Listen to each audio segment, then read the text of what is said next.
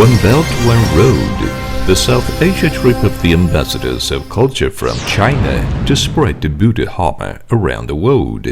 Light of wisdom from the Buddha shine through the universe. Culture exchange for world peace. President Xi Jinping arrived in Gujarat on September 2014 for his first official state visit to India. In Delhi, he pointed out in a speech to the ICWA that both China and India hold significant influences in the world. He said, "During my visit here, a plan for cultural exchange between the two countries had been formed with objectives to carry on and to promote the spirit of humanism from our ancient forefathers, and also to bring back the glorious times of exchange and mutual learning between the two ancient cultures." With China and India speaking in one common voice, the whole world will listen, and will China and India cooperate hand in hand, the whole world will watch. In response to the cultural exchange plan formed between China and India to further promote peace, prosperity, the development between the two countries, and also to carry forward the ties of friendship and cooperation, the China Public Diplomacy Association joined together with the Embassy of China in India and the Embassy of China in Bangladesh to organize the South Asia trip of the ambassadors of culture from China before the Indian Prime Minister Narendra Modi's official state visit to China in 2015. The Dharma-raja of Sino-Esoteric Buddhism, with Dharani from the esoteric essences of Tathagata, the Vajra master金珂玄雷was invited to participate in the event. On March 26th, the first leg of the South Asia trip with the grand opening ceremony of the exhibition of Fine Arts of Contemporary China to celebrate the 65th anniversary of Sino-India diplomatic ties. The event was held at the India Habitat Center.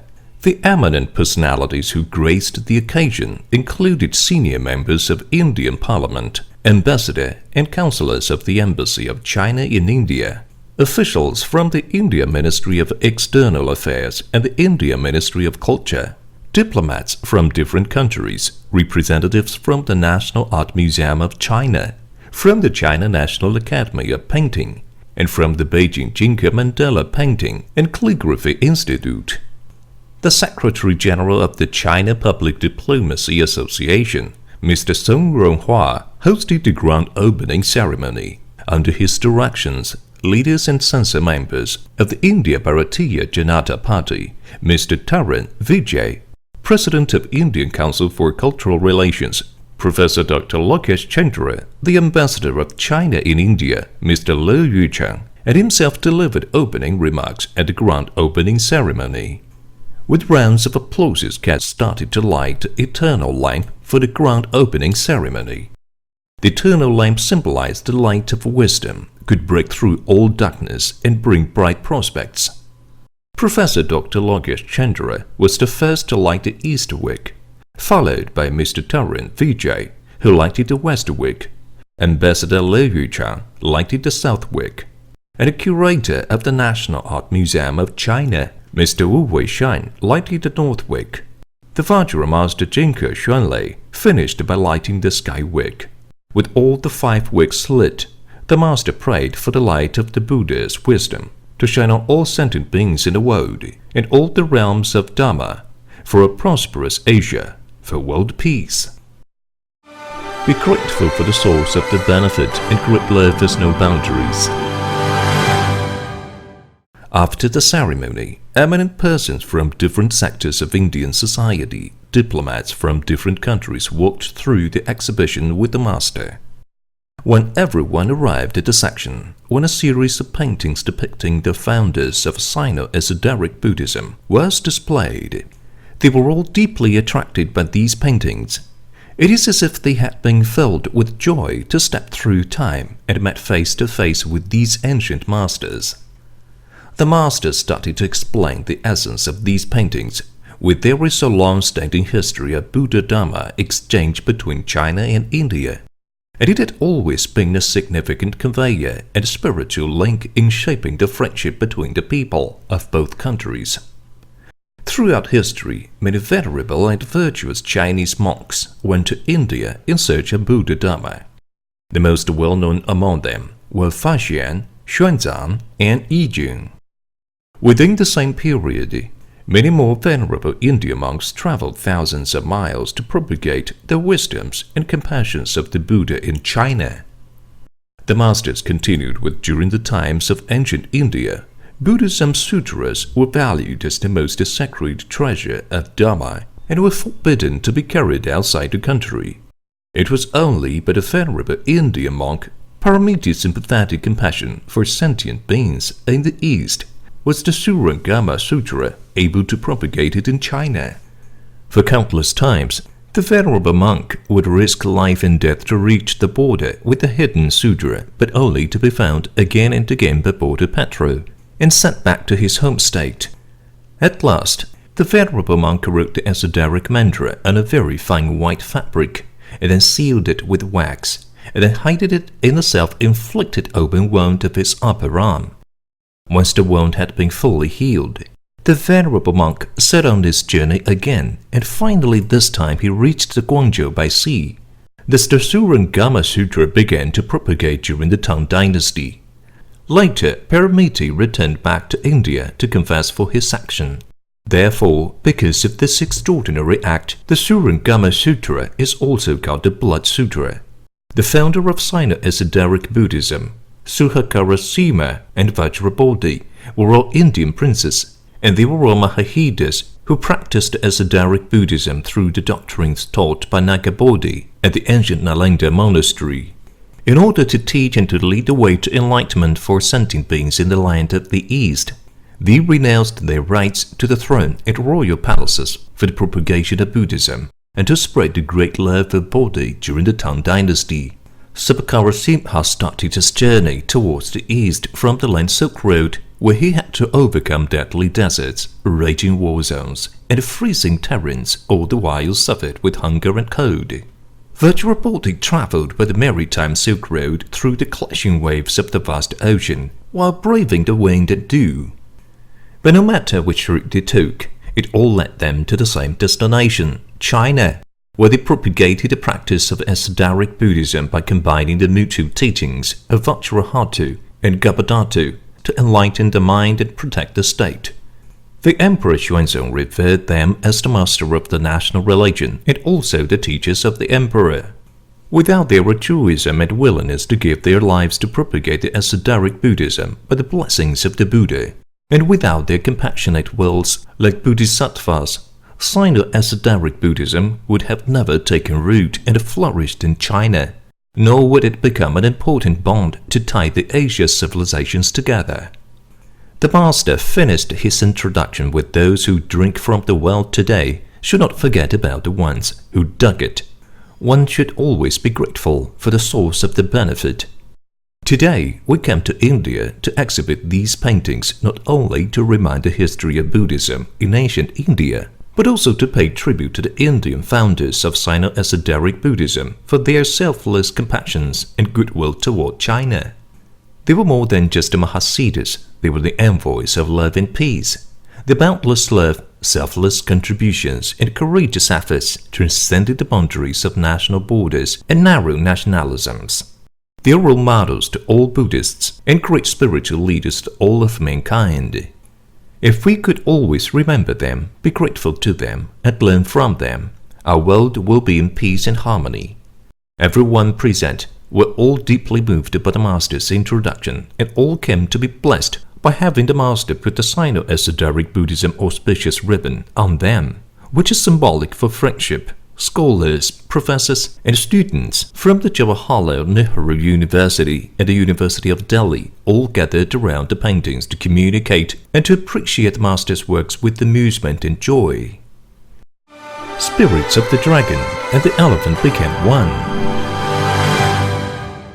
While the audiences were still immersed in the Dharma teachings of the Vajra Master,金珂玄雷, the grand painting, titled The Esoteric Vajrayana Mandala of Dragon and Elephant, was unfolded in Exhibition Hall. Everyone was amazed by the magnificence and power of the 7-meter long and 3.3-meter wide masterpiece. The BJP MP Mr. Taran Vijay viewed the details of the painting with great appreciation, while holding the master's hands firmly with excitement. Dr. Binod Singh Ajacharya, a scholar of Hinduism, introduced the painting to the MP. This historic Vajrayana mandala is especially created by Vajra master金珂玄雷for the friendship and peace between the people of China and India. It is filled with profound Buddhism philosophy from the secrets of esoteric Buddhism. The master said, each and every guardian in esoteric mandala represents different forms of Dharma. On the top of the Vajrahatu mandala is the dragon of the East.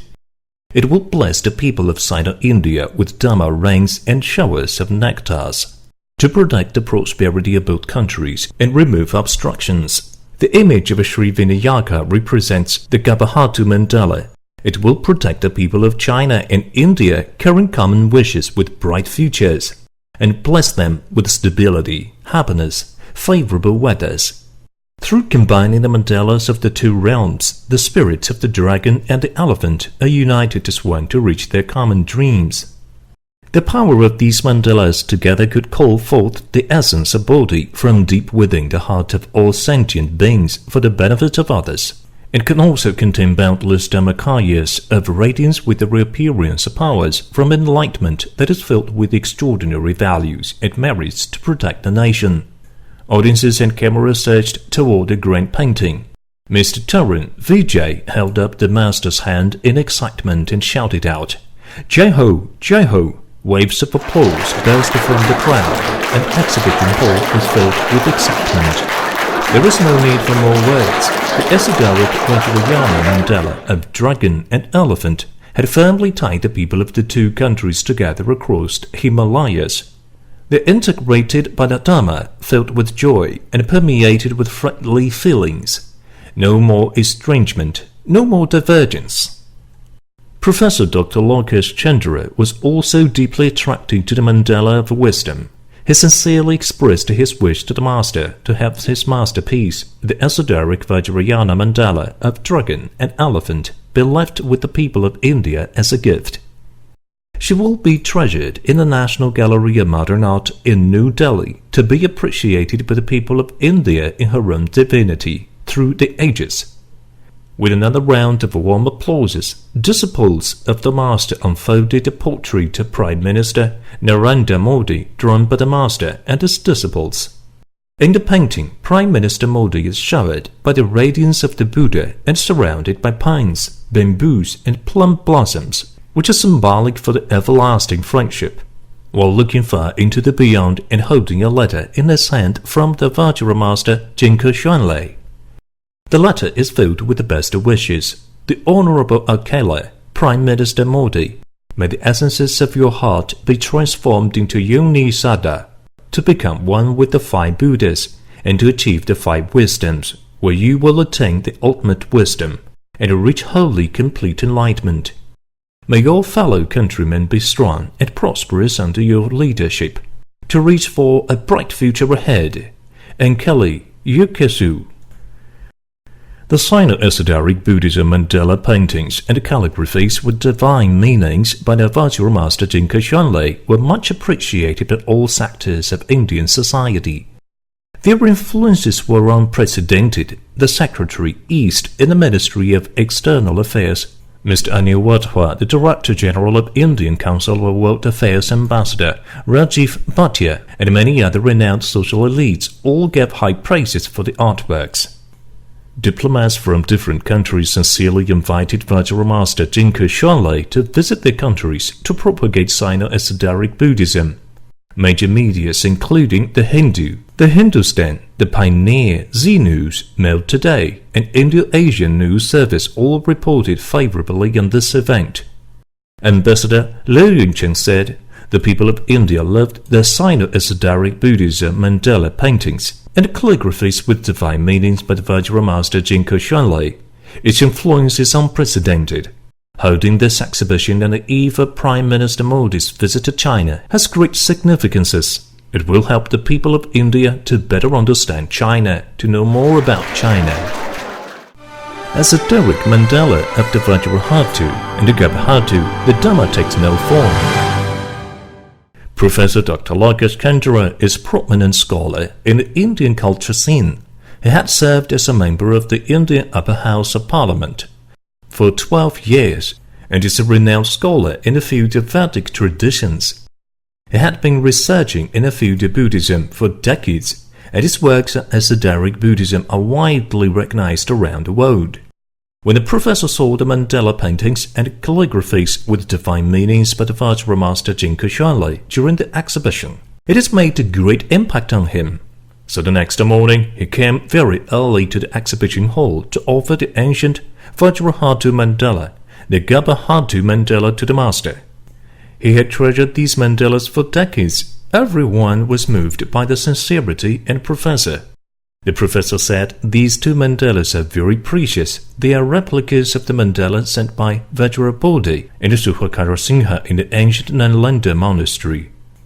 He continued to say, with all my years of research on esoteric Buddhism mandala, based on what I had saw, I can tell the master is an expert in Sino-esoteric Buddhism mandalas, and extremely skillful in creating many types of mandalas with divine meanings. The mandalas with divine meanings by the master are very unique. It is like none I have seen before.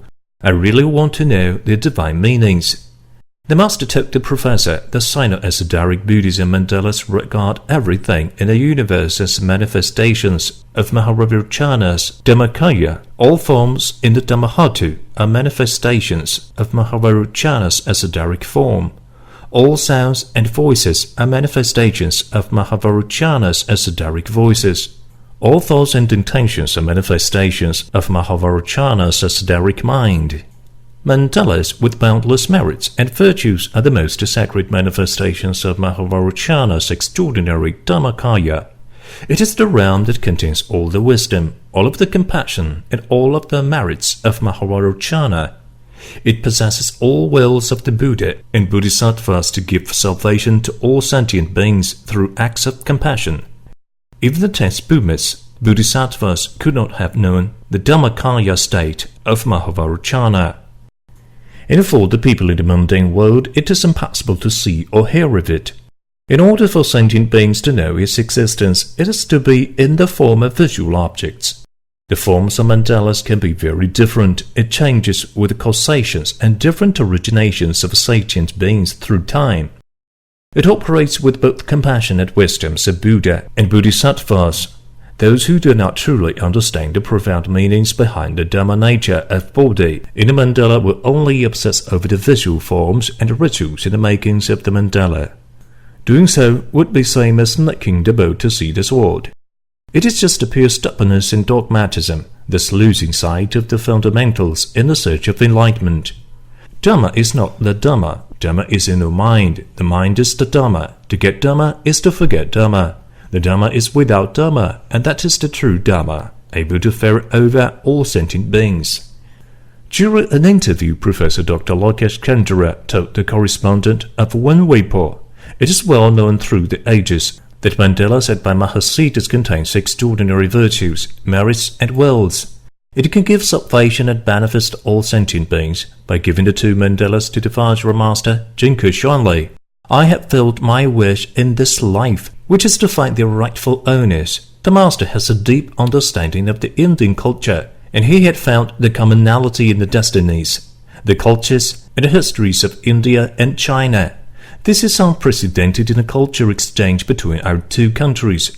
The master had brought the seed of Sino-esoteric Buddhism back to India, and this has never happened in history. The actions of the master had reopened the door for a Buddha-dharma exchange between the 2 countries, which had been closed for over 1200 years. With the master's efforts, I hope the wisdom of Mahayana Buddhism will reappear in India to bring back the glory days of ancient Indian culture.